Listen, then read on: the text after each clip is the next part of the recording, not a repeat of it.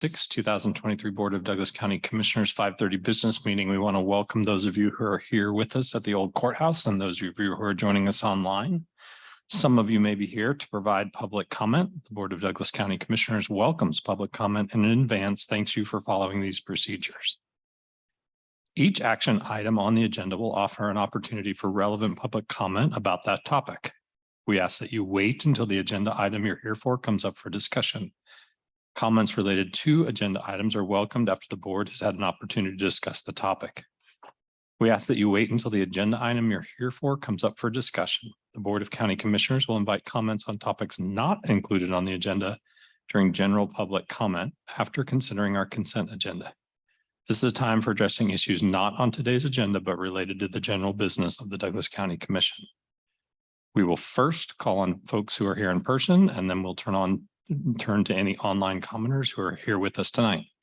If you're here on Zoom, please plan to use the raise your hand function when the time comes and listen for staff to call your name. All comments will be limited to 3 minutes, and we ask that everyone give their full name and Douglas County residence for our meeting minutes. All public comments should be directed to the Douglas County Commission. Campaigning for public office is not allowed.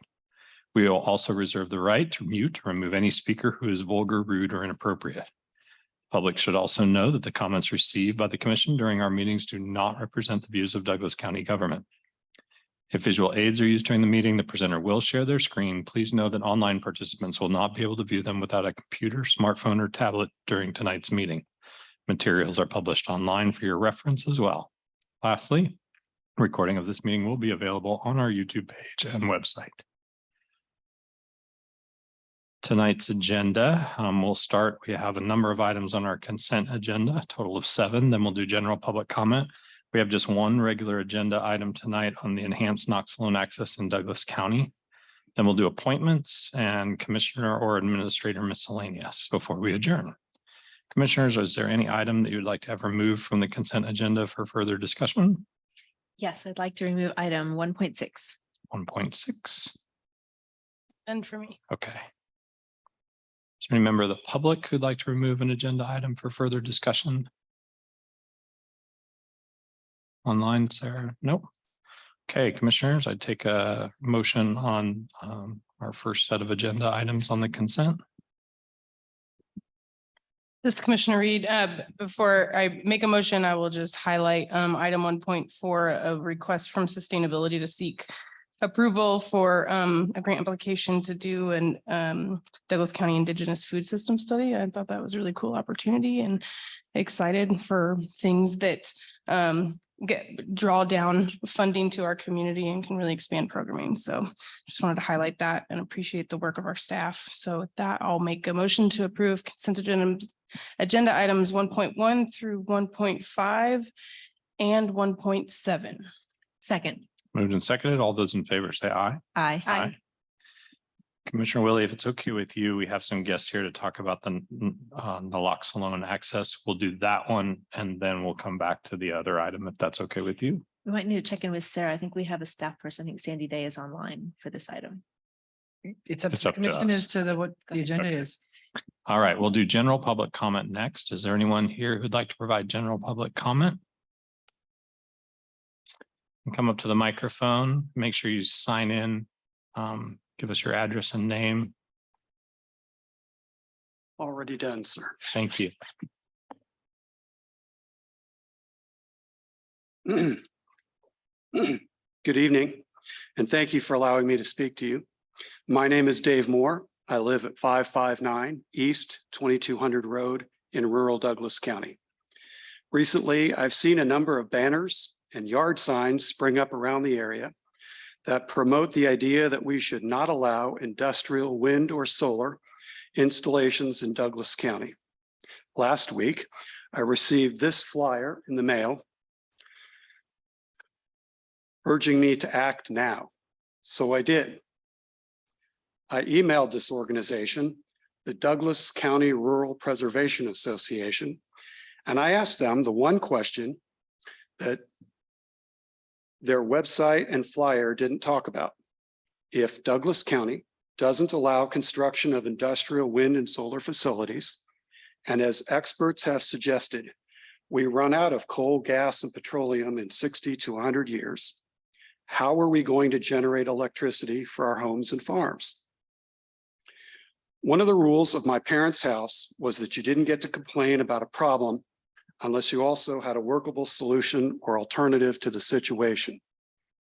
In other words, just saying, not in my backyard, to industrial solar and wind, and thereby pushing it into somebody else's backyard is, in my opinion, neither equitable nor just. As of tonight, I've still not gotten a response from the DCRPA folks to my repeated emails. So I've come here tonight to ask the County Commission to use your position of authority during any hearings where you may get to question the folks who oppose approval of permits to build industrial wind and solar. I ask that you try to determine from them if they have any constructive suggestions or plans about how to produce electricity locally. I don't envy you the social and political minefield it looks like you'll have to cross in coming months. But I wanted you to hear from me that I appreciate your hard work on behalf of all the citizens of Douglas County. Thank you. Thank you. Any other public comment here at the courthouse? Is there anyone online? All right, we'll close public comment and we'll go to our first agenda item. Enhanced naloxone access in Douglas County. I see. So Bob Triansky, our Director of Behavioral Health Projects, and Lori Alvarado, CEO of DECA, and will be presenting this item. And Chrissy, yeah. Good evening, Commissioners. We're pleased to be with you this evening to talk about naloxone, expanding naloxone access and distribution in Douglas County. In January, as you know, DECA reached out to us to ask if there was a plan and a path for extending and making naloxone, keeping naloxone available in Douglas County, and raising some concerns about changes in state funding and how that was impacting Douglas County. In February, DECA was here to share some of those options, and what we have tonight for you is a presentation outlining a plan as to how we could expand naloxone access points, as well as the supply of naloxone in Douglas County, utilizing opioid settlement funds. So with that, I will turn it over to the DECA team, to Lori and to Chrissy. Thanks. Good evening, Commissioners. Thanks for letting us come back and chat with you again this evening. Lori Alvarado, CEO at DECA. I would like to tell you that the environment around opioid overdose has changed since we last talked, but in fact, if you continue to follow the news, you continue to see that we still have quite a hot spot here in Douglas County. What we do know is naloxone is a life-saving alternative reversal drug for opioid overdose. We're excited by a couple of things that we are going to present tonight, give you some options to think about and look at.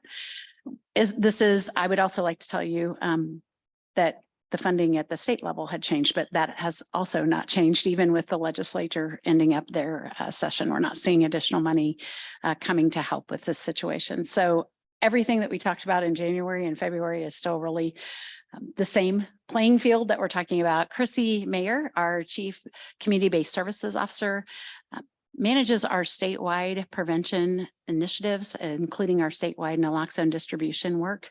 So she has come up and her team have come up with some ideas for you all to consider this evening. So thanks for your time. All right, thanks, everybody. I'm going to, oh, sorry. I feel like I need to be singing or something in a microphone. I am going to share my screen on this really quick, though. Maybe. Okay, there we go. So I'm just going to highlight a few pieces just related to need about naloxone in Douglas County, and then some possible solutions. A handout I provided previously was really talking about phases of implementation, but I guess I'd really like you to think about it as potential options, solutions, certainly not a phase of any sort.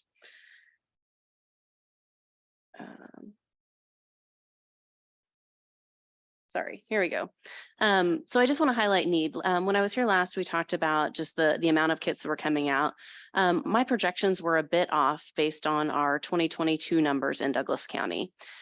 So previously, you can see in 2021 in Douglas County, we had 413 kits we disseminated. In 2022, we had 736. So I was anticipating around 800 or 16 to 1800 kits that we would push out in 2023. Just in about a 6 to 8 week time period, we've already sent out 525 kits just in Douglas County alone. So we're on pace for nearly 2,000 kits alone in Douglas County, which is a little bit greater need than I had anticipated at this point. So need is growing every week. I just checked, I created this earlier in the week, and this week we had 50 requests in Douglas County. So our average is shooting up even more. Some of you may have heard about over-the-counter options for naloxone, which is great. The challenge will be with pricing related to that. I've chatted with both Emergent Biosolutions, who is the Narcan name brand distributor, and Patagus, who is the generic distributor. They don't have any estimations on pricing, but they are certain price will not decrease for over-the-counter services. They're anticipating Emergent quoted me at least $50 per kit for an over-the-counter measure. That's a really expensive product for a lot of folks and makes it inaccessible at that point. Additionally, a lot of folks have access through their insurance. I'm not sure what will happen with that once over the counter is implemented, if it will still be able to be accessed through insurance. So for example, through DECA insurance, we can access generic naloxone for $10, which is fairly reasonable. And so we're encouraging people to do that, but we don't know what that will look like going forward. However, in chatting with Emergent, one of the considerations related to that was if you request kits through your insurance, if you request multiple kits, I should say, you will be flagged by your insurance. So if you go to your physician, they will see all these requests for insurance. You may get a call from your insurance company asking if you have a substance use issue. So there are some challenges with that. And that's something that our Emergent representative shared that was her experience and that she'd had several coworkers who'd experienced that as well. So again, even accessibility through insurance can be problematic as well. Just we're not sure what it looks like totally. So I have 4 different solutions that I can share with you all tonight. One box is what we had chatted about previously. This is a naloxone distribution kit. This will hold 1 kit. The cool thing about this is you open the kit up and you can see there's a little screen on inside. You push a button and it gives you about a 30-second tutorial about how to administer naloxone. In an emergent situation, people often panic. They don't know what to do. This really guides you step by step through it. It will repeat so you can see what's happening. One option for placing these is putting these in public places. For example, you could place them in each block of downtown. You could place them in public libraries. You could place them in schools. Really anywhere you have an AED, you could place these. These boxes cost about $250 a piece. A generic naloxone kit costs $39. So that would have to be restocked every time this was accessed, and staff would have to monitor when those products were gone. Name brand Narcan is $47.50 per kit. The primary difference between the generic and the name brand right now is the shelf life. Currently, the generic is only 2-year, whereas name brand is 3. We've decided to go with generic at this point because people are using the product. It's not sitting on shelves. So that price point has been kind of moot for us anyway. So lots of options there. We don't know what use will look like for this. We don't know how frequently the kits would be accessed. So it's difficult to par out, how many kits will we need to restock? How frequently will that need to happen? That would just be something we'd kind of have to wait and see is how that would kind of shake out. So a lot of unknowns with that product, but a very useful product, lots of good success with that in other communities. This was actually developed out of West Virginia, kind of the heart of where opioid epidemic was taking place. And so they've had good outcomes. Vending machines, this is a really intriguing topic. I've done a lot of work with this just this past week because we have our partners in Oklahoma are actually releasing 40 naloxone vending machines in the next year. So on May 10th, they'll be revealing their first ones in the Oklahoma City metro and Tulsa area. Because we have a partnership with the group in Oklahoma distributing these, we can get a discounted rate on the vending machine. So previously I'd quoted models anywhere from $3,400 to 11, 12, 16,000, pretty pricey. And the $3,400 models are essentially like an old newspaper vending machine. You open it up, you pull out what you need, and that's it. So it's not a super useful model, but we can get vending machines for $6,000 is our current price point for a vending machine. It would hold 150 kits, or you could put in naloxone kits and also medication disposal bags as well to encourage safe disposal. So lots of options for that. The cool thing about this is it would be no cost, but in order to get a vending machine, people would have to enter their zip code. This would be great for tracking purposes. You could see kind of where in the county people are accessing it, where they live, could help demonstrate need. So it's just one nice tracking tool. It also prevents someone from taking all 150 kits, because to sit there and put in your zip code 150 times, fairly tedious, likely not going to happen. Again, we don't know how quickly supply will go on it, so that will have to be monitored. The machines are equipped with a Wi-Fi sensor, though, that will alert individuals or the organization managing that when supply is running low. So basically there would be 3 tiers of notification. The first could go to DECA saying, hey, your kit's low, you need to come restock. We could put a secondary piece in play that if DECA couldn't respond for whatever reason, then another entity could be organized. Perhaps a first responder agency, or perhaps the entity where the machine sits. And then in Oklahoma, they have a 3rd tier as well. That actually is the company that distributes the vending machines. They will have a stock of naloxone as well. So we could talk about kind of what those tiers are to ensure that product would not run out.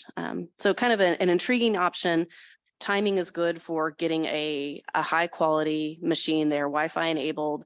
They can be temperature controlled, but right now what we would propose is that they go in like a lobby of a building. So it would not be 24/7 access. If you do climate control, there is an additional price with them. So we would probably initially just pilot it to go somewhere that we could plug it into a lobby, and it would be available during those business hours, just as a pilot to see, again, how it shakes out. This would be something new. There are no vending machines in Kansas right now, so this would be the first of its kind. So kind of exciting to possibly be on the cusp of doing something really cool with that. The next option is just targeted distribution. This would just be something we could identify hotspots based on our partners from Midwest HIDA where overdoses are happening, and just set up, hey, on this day, we're going to be here providing naloxone kits. Come and get it. Lots of options for that. We are writing some grant proposals for targeted distribution in other communities. So that is a easy solution. Again, we don't know what response will be, how people will come out to get those. But again, it's just a response to be responsive to meeting people where they're at in those pieces. We could also do targeted distribution with specific populations. So folks leaving jail, folks leaving treatment, homeless shelters. Basically, targeted distribution programs are really focused on training and equipping individuals who are likely to encounter someone experience or witnessing an overdose with naloxone kits so that they can save a life in that regard. So targeted distribution is an easy solution. You could just pick, here's the number of kits we're going to distribute on this particular day or incident. So cost would be more controlled with that. The final solution is related to just our own increased private access use. So our statewide list, we serve the entire state for naloxone programs. If Douglas County was interested in this, we could use Douglas County dollars specifically to meet the needs of the folks on our list who come into our system. So if they request naloxone online, they're from Douglas County, we would flag them and we would use Douglas County dollars to provide them a kit. It would offset our cost from a statewide standpoint. Those dollars would remain in Douglas County.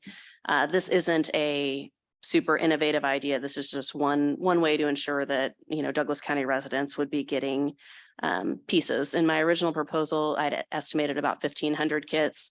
I'd estimate a little bit higher now, closer to 2,000 would be kind of our final estimate there. Additionally, we'd probably look at specific delivery options versus mailing. Mailing gets pretty pricey. We use UPS to ship, so we would probably use staff time to make some deliveries instead. So those are kind of 4 options for naloxone distribution that I wanted to share with you all. I'm open to questions, or if you all have other thoughts about what other communities are doing that you've heard about, happy to field any of those. Maybe before we jump straight into questions, Chrissy, I want to tie back to what's in the commissioner's packet in terms of the recommendation that DECA is making. Oh, sure. So the proposed implementation plan, as I said, it's proposed as phases. I don't necessarily want you to think of these as phases. These are all just possible solutions. So we offered the solution for 1 box placement, naloxone vending machines, targeted distribution, and increased private access. I did put some price points in there. Again, these price points, especially in the increased private access use, that would go up a bit based on what we're seeing for need, essentially. Our vending machine, again, $6,000. We know that's a set amount we would get from the current company that we could utilize doing those. So that would be a set amount. So the one consistent piece will be the price point for naloxone, the $39 per kit. That will be the standard price that we will receive. And again, volume would just depend on what people were accessing and how much was available. So there are a few unknowns. I'd asked the folks in Oklahoma who are doing their vending machines, I said, do you have any idea what your restock is going to look like? And he's like, we have no idea. He goes, but we're happy to share any data and information we get. So, well, a lot of unknowns with this. Questions, commissioners? Thank you, Chrissy. Just one quick number that I missed. The vending machines from Oklahoma, what's the capacity? Like how many doses can go? in? 150 can go in there. Okay. And kind of, I mean, it makes sense that there's a lot of unknowns and sort of the frequency with which restocking would have to take place is unknown. Do you feel confident that DECA has the staffing to be able to sort of monitor that and then adjust accordingly? Like if there is, especially depending on how many machines there are and 1 boxes, especially, which might be, well, who knows if they'll be used more frequently, but certainly just the 1 dose. So anyway, I just want to make sure that you feel that staff capacity is there. Right. Yes, we do. We do have good staff capacity for this right now. I have 5 staff in our Lawrence office who could manage those pieces. And a lot of those folks go back and forth between Lawrence and Mission as well. So getting over to, if you were to do something in Eudora or Baldwin, that would be fairly easy for folks as well. Also over to Lecompton, we have folks in Topeka and traveling through there too. So. And so I'm really excited about this and the variety of options, because I'm kind of a big believer that you need a diversity of tactics, especially when there's so many moving parts to it right now. The need has increased exponentially. Your sort of projected numbers are getting blown out of the water a little bit. And so having a variety of options and access points seems really important. So I appreciate your comments about maybe not being so tied to phases. I'm interested to hear what other commissioners think about that, because I mean, I think a little bit of all those things is probably a good place to start and might give you a help establish a baseline for what's being accessed most, what's sort of the most successful strategies. With the targeted distribution, can you give us a picture of like, well, does any of that exist currently? So outside of the sort of private individual request, private distribution, and aside from law enforcement, EMS, any of those relationships, do you have any targeted distribution, either in terms of events or organizations in Douglas County? We have not done any targeted distribution in Douglas County yet. Okay. We are seriously thinking about how we do that because our shipping costs are astronomical. And it would just be easier. We're thinking about this specifically in 3 communities, Douglas, Johnson, and Sedgwick counties, just because that's where the bulk of our requests come from. So it would be, hey, on, the second Tuesday of the month, we're going to be here giving, naloxone out, or hey, here's this community event happening. We'll have kits available. So still trying to think through what that looks like. Yeah. We still feel like we might miss a pocket of the population because, when DECA goes to health fairs, people don't love coming to our table. It's like, ooh, come to the treatment table. That's what people think. And so, I don't know how people will react to targeted distribution, but Sure. by normalizing it and just saying, because again, if I overdose, I'm not going to use a naloxone kit on myself. Mhm. Someone's going to use it on me. Mhm. And so I think that's just being mindful of naloxones for everyone. Yeah. Yeah, no, I hear you. And I think tabling is just kind of a weird space at fairs, depending on the fair. Sure, And I can yes. imagine that there's a little bit of an extra challenge, coupling you all with like next to public health, and sort of integrated into that, I think helps normalize it. Absolutely. Another thought I have about that targeted distribution, you mentioned population specifically. Certainly things like reentry and shelter-based services make Mhm. sense to me, and making sure that any place that has shelter or transitional beds in this community has enough doses on hand, and then has a relationship to you, right? Organization to organization, Mhm. that can keep that stock available. And I think that there's probably a lot of social service agencies that people access even just for an hour appointment a month, or it's the thing in their neighborhood and that's closest for them to get to. Right. So I just think, identifying some places that are sort of already natural, safe spots Mhm. in the community and across the community for people just increases that access point. I mean, at least experiment with that and see if people feel more comfortable going to get it from, their advocate or case manager at an organization that they already go to. Yeah, absolutely. That's a great option for sure. Just if you're already there, take this as well. Mhm. A great option for sure. In terms of the vending machines, it's hard to read through and tell how many are you recommending, and do you have locations that you've thought about? I don't have any recommendation on the number because I don't know what it looks like. Initially, based on the price point, I would look at least two, just because we're at a point in time where we can get a good price right now. I would likely place one in the downtown area, and then maybe something on the east side of town as well. That would be possible options. And as I think about the east side of town, DECA, we're building our new facility there. We could have a machine in our lobby that people could come and access. I know there's other agencies over there as well. Downtown area, perhaps the library, or maybe even City Hall in their lobby, depending on, again, we'd have to establish a relationship with folks who would be okay with having a vending machine in their lobby. There'd have to be space issues. There'd be a lot of consideration. So we'd need to do some work to build that rapport and ensure that we're in a good space for that. I guess I also, and Chrissy, I may have misunderstood a little bit. I think what we will eventually need is a proposal of a plan of how many locations you're looking, so we know kind of what we're funding. Oh, sure. So I think if it, based off the feedback you get from the commissioners, my estimation is you'll come back to us then with a, because I thought this was like you were going to just do phase one and then phase two. So if Oh, you're okay. thinking Sorry about about blending something or putting together something different, I think we need to know, because we'll have to amend your community partner agreement. So how many vending machines, what's the dollar amount, those types of things.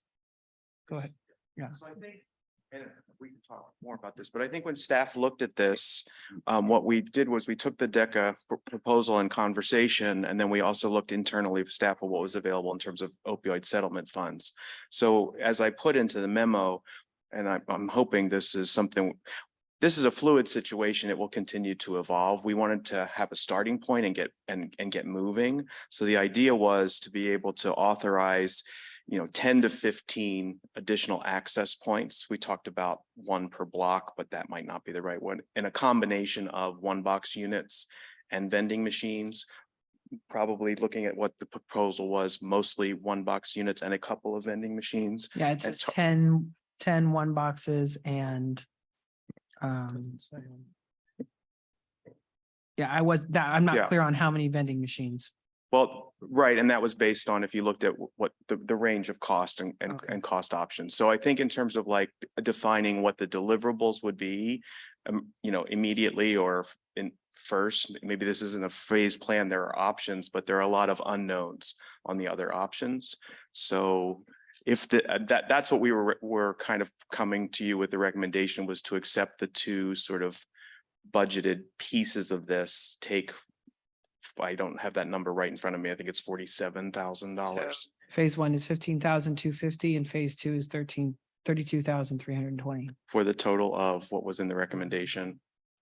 We were saying, let's do these two pieces, not two 47,570. phases, and then continue to monitor use and all of the things that we would get back from data as we continue to make decisions about how to sustain that ongoing.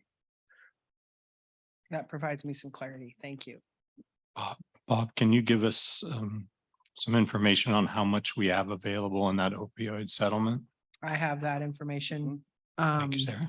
Commissioners, so currently we've received $197,713.20 in our opioid settlement funds. We also have special alcohol funds that could be used for this type of work too as well.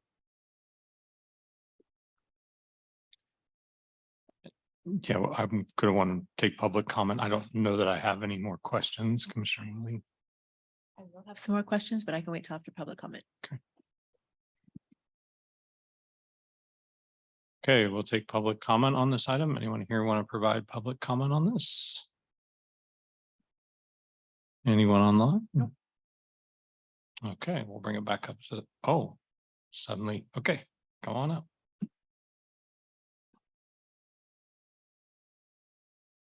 I hate to see no public comments, so I'll make one. I think this is a worthwhile project. That's all I have to say. Gene Dorsey of Lawrence, Kansas. Thanks, Gene.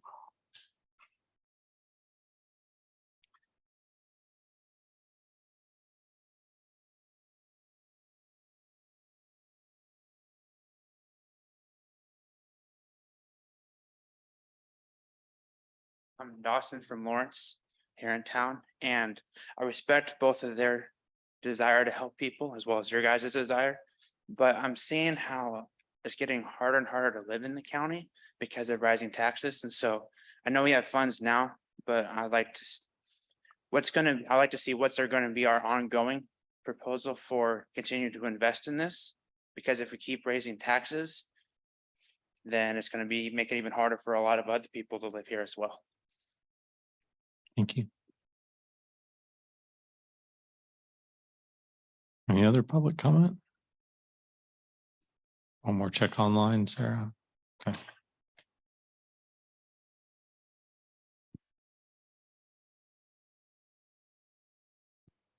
I appreciate Dawson's comments and, understand, Dawson, that this is not something that's tax related. It comes from an opioid settlement. If we were to fund this. So I think it's fair to be thinking about how we might sustain it.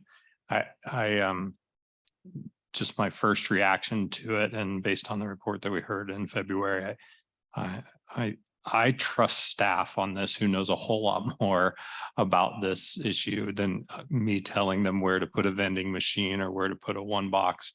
And I do, I sort of have concerns about one boxes being downtown and how they may be accessed inappropriately and maybe they won't be. I don't really know, but that's really not, I think that's loaded with assumptions that I probably shouldn't have and want those people who are working in those spaces to make the best decisions on it. This is a very specific number and I was hoping to get some more feedback, but I on the cost, but I sort of hear what they're saying, sort of depending on where some of those other things where they fall out in the pricing, that might give them other options. Just my own input, I think targeted distribution sounds really good, especially, out at some of the locations that you mentioned. But again, I trust staff on this because they're working with those populations way more than I do every day. Have we closed public comment? Yeah. Okay. I guess my thought was also kind of that targeted distribution makes a lot of sense, especially as we're learning and it's an evolving situation. As opposed to, the vending machines are a higher upfront cost, and I'm not opposed to that, but just wondering where those will be located when we're still kind of learning where people want to access for naloxone.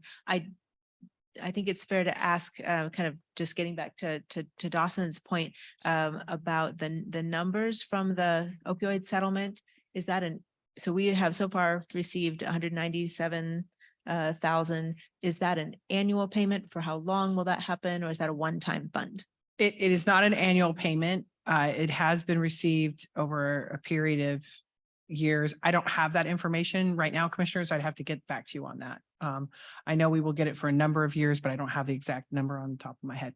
Okay, but is in terms of ongoing funding for a period of time, it is a reliable source for something like For a this? couple of years at least, yeah, Okay, for several years. all right. But these are one time that we're not paying for staff. So to Right. me, we're buying a commodity that Mhm. can be and distributed to the community. And if funds run out, then the commission will have to make decisions as to what to do then. Okay. I should I- also point out that a number of local units of government in Kansas, as well as the state of Kansas, also are receiving these settlement funds and are looking for ways to distribute them to the community. I have a few more questions. Chrissy, do you mind coming back up or?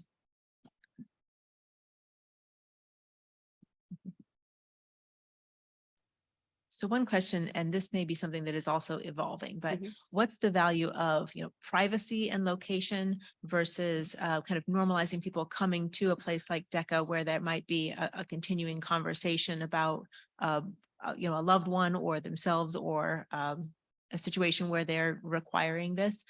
How do we balance that? That is a challenge, and there's vending machines are kind of a newer concept. And so there's a lot of studies that are starting to come out about accessibility. And what people are finding is if they're in a common space where people are at, it becomes normalized. So, I think our goal is really focused on normalizing that everyone has naloxone. Again, just because I get naloxone doesn't mean I'm misusing substances. It means I want to be prepared in the event of an opioid overdose emergency. We should be equipping everyone with naloxone.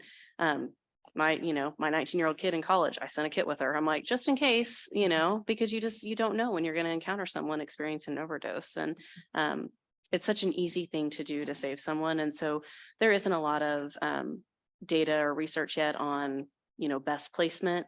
But really they're saying high traffic areas, safe areas, again, that are highly accessed is the best place for those.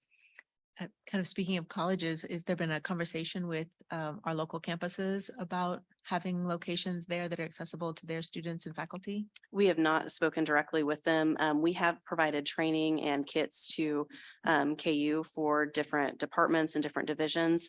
So we would have some avenues to be able to begin those conversations. Thanks.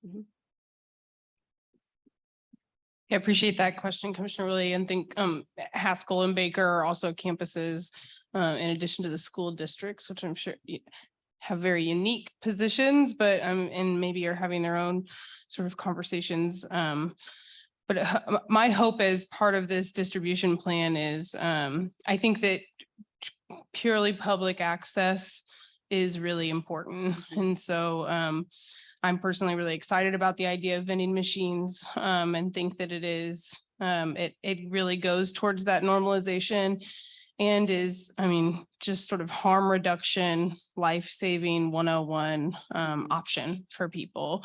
And I want to encourage while staff and DECA is thinking about strategizing all the different places and specifically for the one boxes and the vending machine that's something that somewhere be considered for true 24-hour access, and so I heard you mention earlier the sort of the climate control issue and sort of lobby access. So as much as possible to identify at least one place that really will not have any time barrier or physical barrier in terms of a door, I think is an important factor to me personally. And then otherwise, I just really appreciate that that you're doing a lot of research and communicating with other communities because it is such an evolving situation. So excited to hear that there's something sort of nearby and regional that provides an opportunity, and lower price point is good. Better technology is good too. So hopefully that will make it an efficient thing for DECA staff to be able to incorporate. And otherwise, I just hope that all of our community partners that I know DECA already works with can really be empowered to have the information and have the kits and be able to talk to their clientele about that and offer another access point. No, absolutely. And that is one thing, you mentioned the schools, we have provided kits and trainings to all of the school districts in the county. So Awesome. there is access at that point. Cool. Yeah. Glad to hear it. Mhm.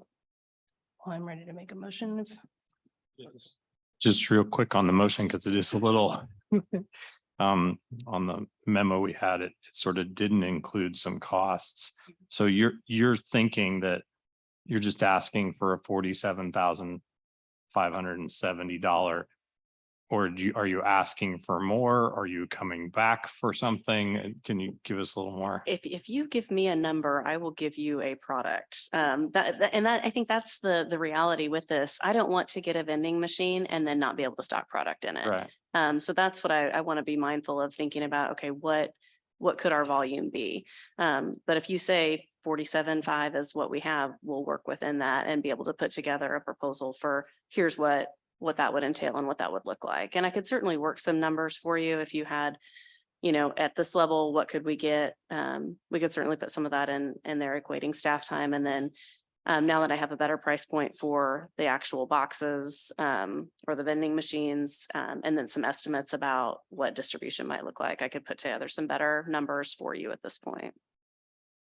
So that's where I'm beginning to wonder if we're not quite ready for a motion yet. Sure. And Yeah. you need to revise your proposal and bring it back to us at a future date. Sure, happy to do so. If that's, unless Lori's,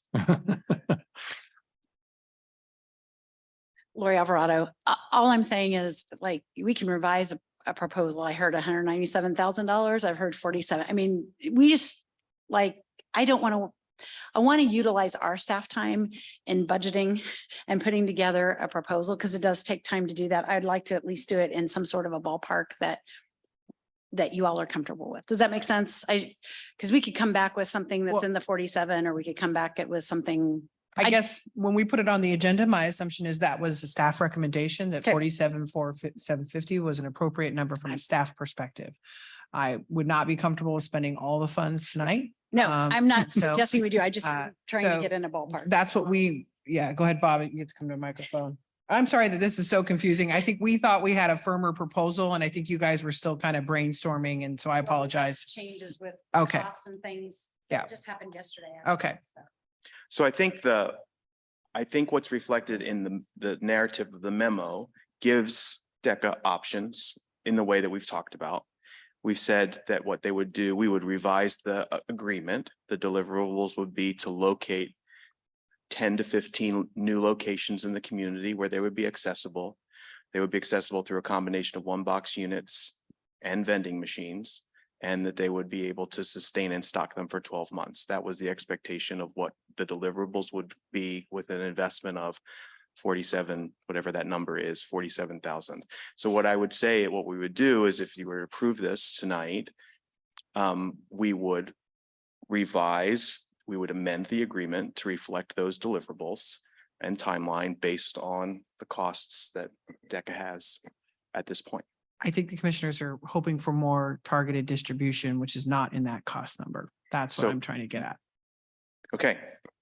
So if, Yeah, and I think one issue there then is, and this is a question that we should do some more work on, is making sure, because DECA is not the only agency that has access to naloxone and naloxone dollars to distribute, right? So I think from the county's perspective, we should be thinking about how we focus and prioritize what the county wants to see in that whole spectrum of other agencies are getting naloxone, other agencies are getting dollars. So it's not like this is the only way to get naloxone into more naloxone into the community. It's sort of like what what is the county doing and where are those points happening? So my point was going to be, I wouldn't want dollars that were available from the state to be paying for naloxone kits to not also be accessed and maximized and optimized in Douglas County because the county had said, we'll also do this. Is that what targeted distribution? I'm sorry, Commissioner, cut me off if you want to cut me off. Well, I guess you got some feedback tonight from the board on some things that we would really prioritize. I'm following Sarah's thinking, like, I'd like to just see a proposal of what you plan to do with the costs, or ask us for a budget that you're going to do. We just need it one way or the other. It feels like we're sort of on both sides here. We're saying like, we don't quite know how much this is going to cost. So either give us a lump of money and tell us to go do work, or we want to be very specific. I guess I would say, since we have a partner agreement, I would encourage, I don't know how other commissioners feel about, like, go back, get the partner agreement figured out and bring that back to us, with an amended partner agreement that we can then approve. That's just where my mind is right now, but I don't want to hold up things either. Yeah. Yeah. On that line, I guess I'd say if the commissioners are comfortable with some of the options that we've talked about and the dollar amount that we're sort of talking about, around 47,570, if you approve that amount tonight, I think that we could go back, refine the proposal so that we understand how we're going to initially spend 47,570 with some flexibility depending on pricing. We could put that revised plan just in my memo at an upcoming meeting. It wouldn't delay moving forward. Commissioners would just have awareness as to how the plan was getting revised. And obviously this will be part of our conversation as we move into budget too. So that might be a way to sort of let us move forward with the dollar amount the commissioners are comfortable with, and given some of the unknowns, but eventually we need a little more specificity. But I think the commissioners are trusting staff to work that out. And yet it seems like that 2,000 kits a year should be what's driving the plan, as opposed to here's a random dollar figure. What can you do to spend that money? So I'm not really comfortable yet without having a plan to vote on. If we did vote on a dollar amount, I would want the rest of that plan to come back and be publicly available. But I'm not sure we're quite there yet, because I don't have the data that says that's the right number. I don't want to underfund it. I don't want to overfund it. I just want to make sure that we're really clear with the community about what the plan is, not only from DECA, but maybe how that fits in with other distributors that are available also.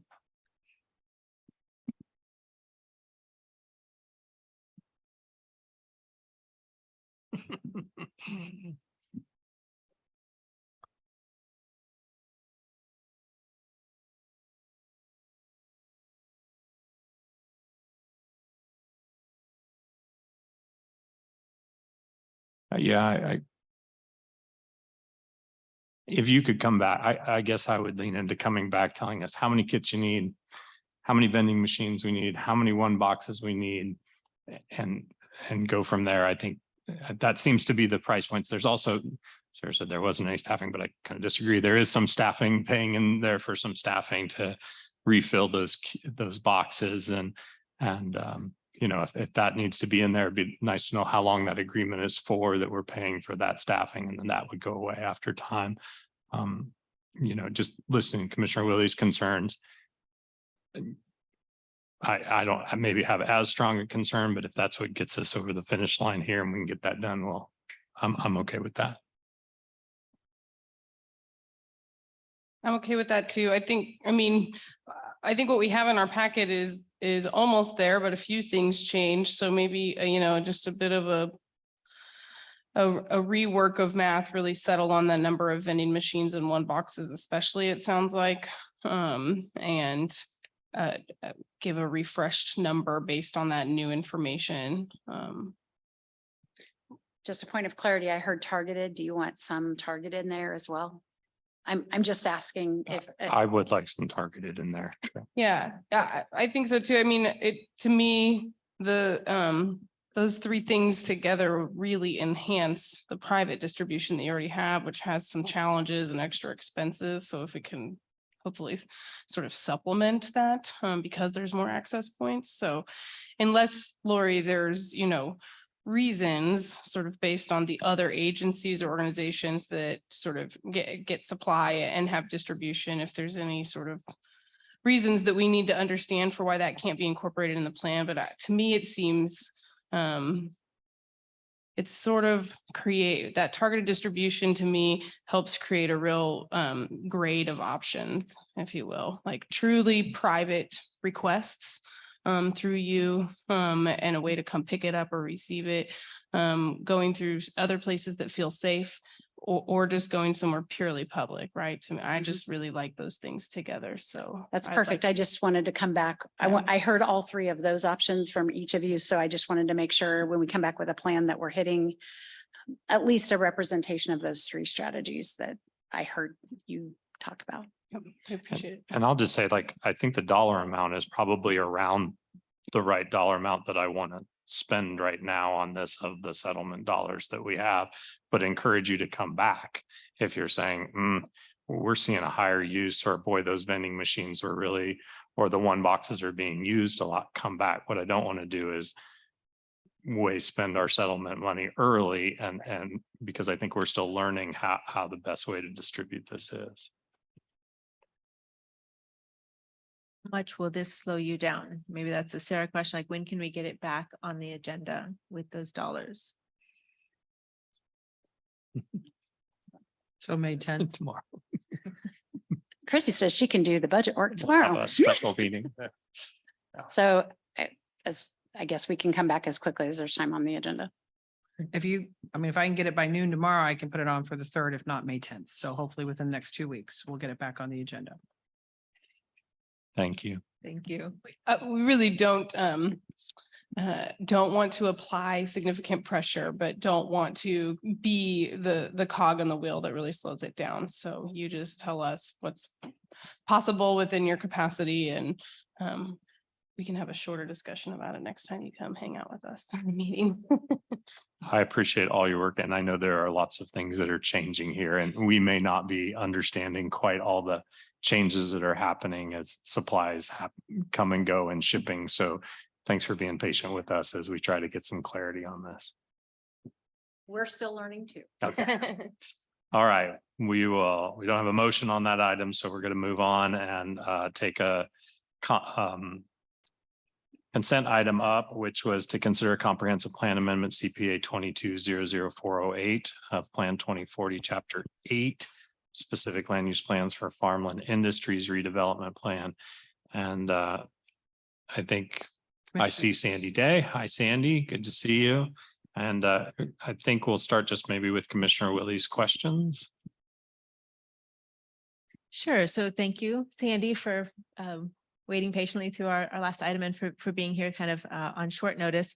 I wanted to pull this item not to stop this project or to hamper this in any way, but to make sure that we have the opportunity to have the discussion about the only significant brownfield in the county. And we hear a lot of folks in the renewable energy discussion asking, why are we not using brownfields? And one point of that is that within the county outside of city limits, we really have nothing significant that qualifies as a brownfield, which is a good thing. But the farmland industries, which the city did take on for the remediation, this is a proposal that goes for part of that property. And I recognize that there's some renewable energy discussion with that. And if you can just fill us in on what are they planning to do with that site currently? And are there additional opportunities so that we can show in our rural residents that, the city of Lawrence is also taking responsibility for renewable energy generation, that it's not all falling on one party. Sure. Sandy Day Planning, let me confirm first that you can actually hear me. Yes. Okay, thank you. I've hear had you. some system problems today, so I wanted to confirm that. Thank you very much. Yeah, so the text amendment to the plan deals with two specific areas within the plan that had originally been identified for parks and open space. And one of those pieces is actually some of the settling ponds that are within the farmland property. And there's a lot of language in that particular plan that talks about open space in terms of making it accessible to the public through trails, through publicly accessible space. Given the contamination of the property, that's really not appropriate. So that's the gist of part of the amendment to the comprehensive plan. And then also should have in your packet the plans for the we call it MSO, Municipal Services and Operations Campus Plan. There are some existing stands of trees that are kind of on the northern end of that, closer to the railroad. And then there's also a green space that is located along the western side of that. The city went through quite a lot of public meetings to meet with the neighborhood, to talk about the campus, what kind of uses that would be going out there. The city is planning on providing, I never get this quite right, the solar panels that are on top of the buildings. And then they are also possibly talking about doing some solar panels in the parking lot areas that would be able to generate some required electricity for the building and for the project itself. It is not a full scale commercial energy project like we would see in a I'll use the term solar farm. There are properties within the farmland brownfield that could possibly do something like that. There's nothing in this area plan that prohibits that. And then it's just really about clarifying what the intent is of the open space use for this property. So in the presentation to the Planning Commission, the architect did show some drawings that had solar panels on the roof spaces, but nothing else on the site. And I know with the Inflation Reduction Act, tax benefits or benefits that used to be only available to private citizens or taxpaying organizations are now available for municipalities, nonprofits, and just making sure that it's not only the 30%, but also some additional uses like another 10% off of the cost of panels for locating on brownfields and some other things that the city might qualify also for, maybe even up to 50%. And some of that money is available on the front end and not just after the fact. Just making sure that we're flagging opportunities, and the county has fewer of them, the city has more of them. To take a role in generating electricity back for the grid, and also for electric vehicle charging stations on site. We need to do things differently than we have in the past, and the changes have to come from all over.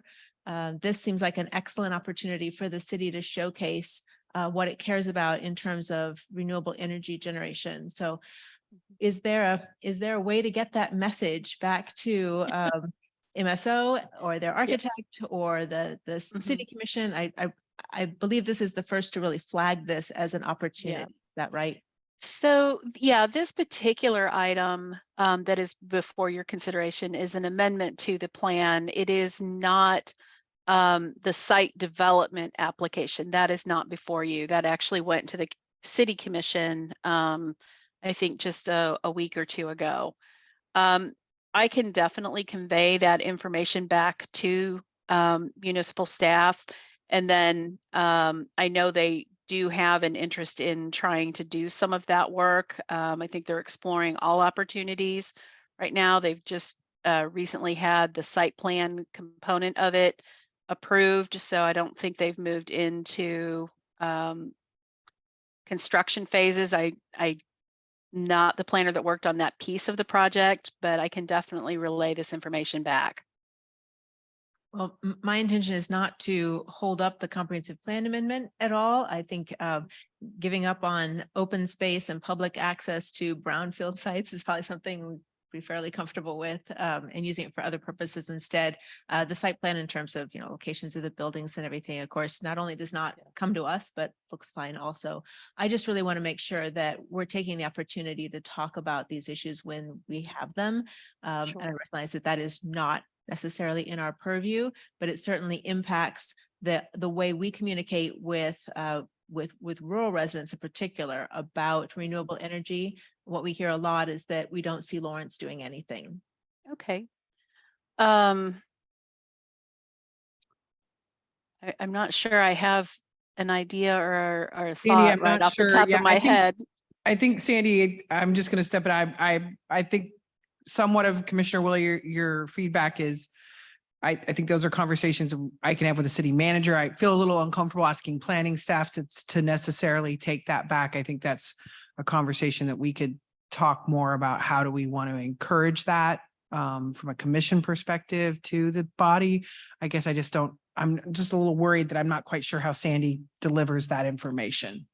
Maybe we have an upcoming city county meeting. That may be a good space for that, but I'm a little concerned that we're getting away from what is in our purview here and what we're being asked to vote on.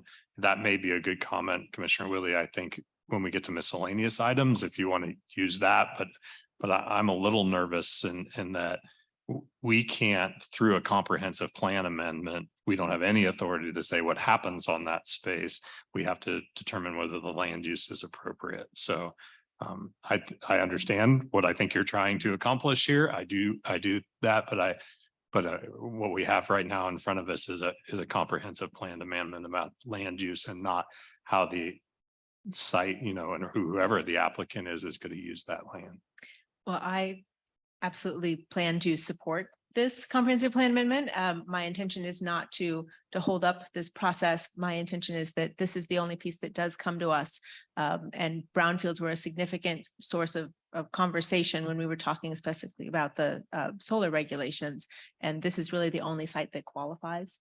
I just want to make sure that it doesn't have to come back through Sandy. I think it's all of the above. I think all of us need to message back that this is an opportunity that has value for at least one commissioner, possibly others, to see that those conversations are being had.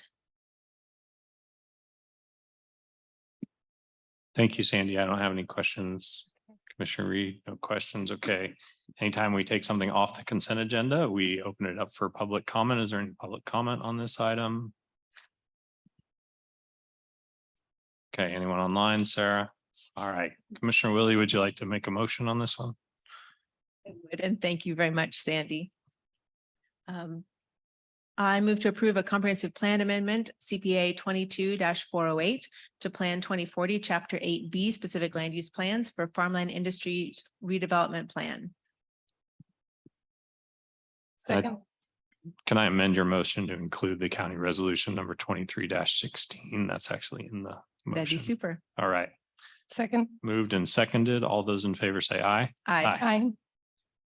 All right, that concludes our agenda. We'll move on to appointments. Commissioners, do we have any appointments this evening?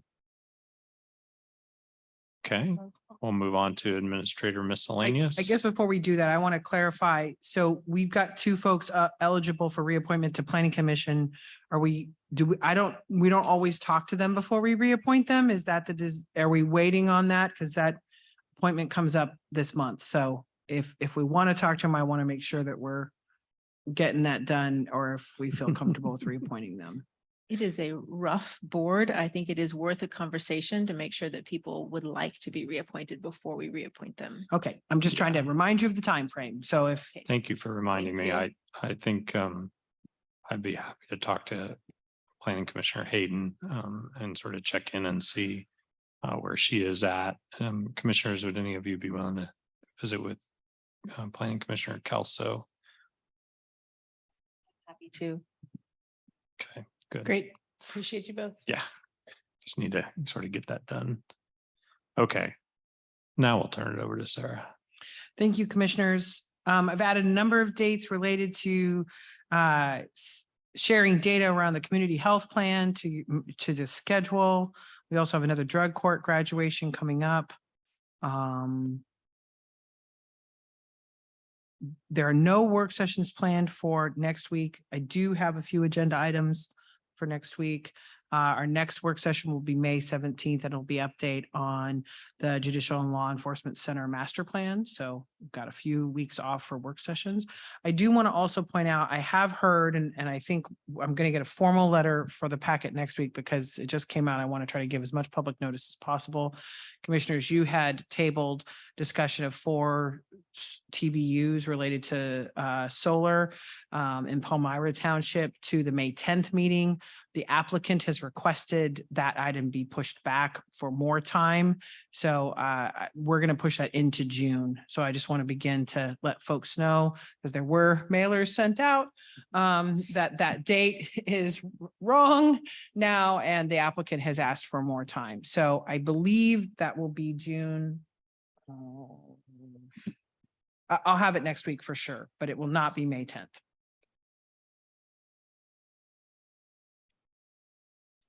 That's all I have, Commissioners. Thank you. Commissioners, any miscellaneous items? Just very briefly, I did participate in the Washington DC fly-in with the Chamber of Commerce and also with the Mayor of Lawrence and the city manager. We were able to speak with both of our senators and 3 Kansas representatives in Washington, and they all made time to be there in addition to their staff. We had conversations with very meaningful conversations with staff, but also we had some pretty good time given to us by our people who represent us in Washington. So I think that was a successful trip. I think the chamber intends to maybe do that annually now that COVID is less. So happy to give any other feedback if you want. I just wanted to make mention of a few events in the community that I'll be attending. 2 are this week. I'll be at the Take Back the Night event for Sexual Assault Awareness Month at the Care Center tomorrow, just in case any other commissioners might be going. And then also the Lender Lunch on Friday out at the wetlands that Food Policy Council is hosting. I'll be at that. And then a couple of dates next week. We've got there was already a virtual listening session for the housing and homelessness prevention plan. I'll be attending the May 5th listening session in person at the train depot in my district. So wasn't sure which other commissioners might be trying to attend. Just want to make sure we public notice those, and just in case. Oh, and I'll also be, this is next Sunday, but just a heads up that May 7th is the Justice Matters Assembly, and I've been invited to attend that and will be going.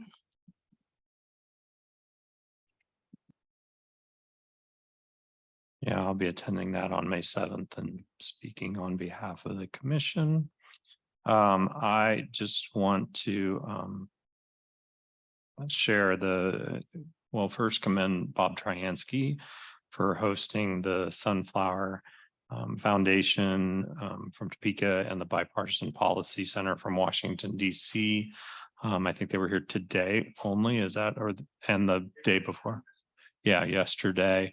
All from across the state in Washington, DC to see the really fantastic work that we're doing out at the behavioral health campus, and really got into a great discussion today with a number of different leaders in our community. Dr. Lewis was there, Chief Lockhart was there, Patrick Schmitz, Shannon Ari, many of our partners there, and really great to hear the progress and the work that we had done to date. And Bob provided a really nice overview and where we are. We really have quite a bit to be proud of in our community and our progress in behavioral health. I know it's been hard, but we should be really proud of it. So thank you, Bob. Well done. All right. If there's nothing else, commissioners, we are adjourned.